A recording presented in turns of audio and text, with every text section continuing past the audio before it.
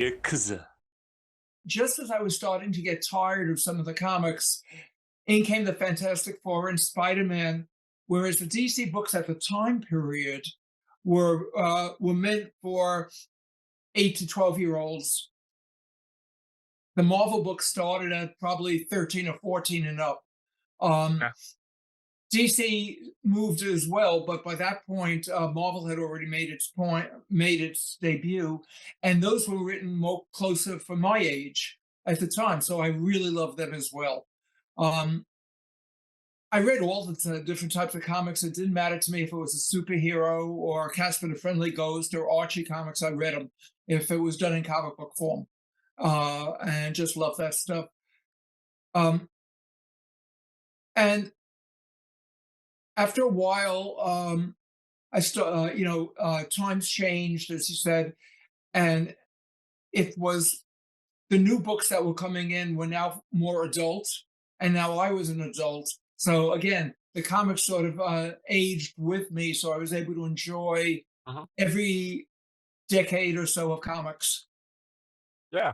If I'm right, you said in one of your interviews that Fantastic Four was were your favorite superheroes at the time. And Stan Lee created Fantastic Four just in the right time for you to read them. And when Stan Lee passed away, you said your goodbyes to him, thanking him for his legacy in comic book industry. And without a shadow of a doubt, Stan is the #1 man in this industry that ever was. And you grow up reading his comics, Fantastic Four, like you said. And later you got a chance to work with him, if I'm correct, and when you Yes. wrote down Nova and stuff like that. Could you please relive your first time meeting Stan Lee for us?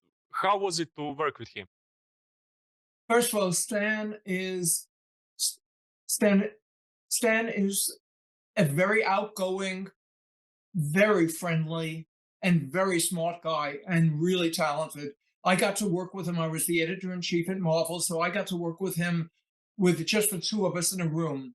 He was Wow. always on top of everything. He really did know what he was doing, and he made it so much fun. He had that ability that some people have. I certainly do not, where they meet you and you instantly like them.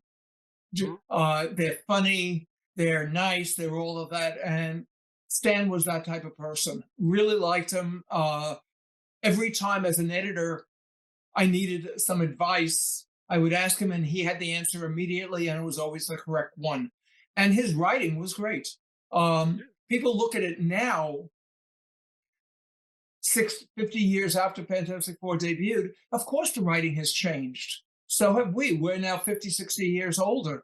Uh, and it's unfair to take today's quality and say, well, he didn't do that. He was better than anyone at the time period. Yeah. And he created more characters that all of us love than anybody. So I'm a big fan of Stan's. Yeah, but you had also your fair share of creating characters. And when you created Nova, did maybe Stan Lee, you said you worked with him alone, two of you in the office. Did he maybe impacted some of Nova moments in that series you done? Well, the only thing at that particular point, I think Stan was more on the movie side of stuff and the TV Mhm. side of stuff. But I was still working with him, and I showed him Nova, told him all about it. And I said, the only problem I have with it is that Nova sounds like a female name, and I don't know what to do. And he just instantly, in 1 second, said, call the book The Man Called Nova. And that will get Yeah. rid of it from that point on. So Stan was able to help that as well. We stay genuine, uncensored and unscripted, and we always will, as we have to order our usual. Share us, subscribe us, and stay tuned until the next Wednesday. Ikuzo!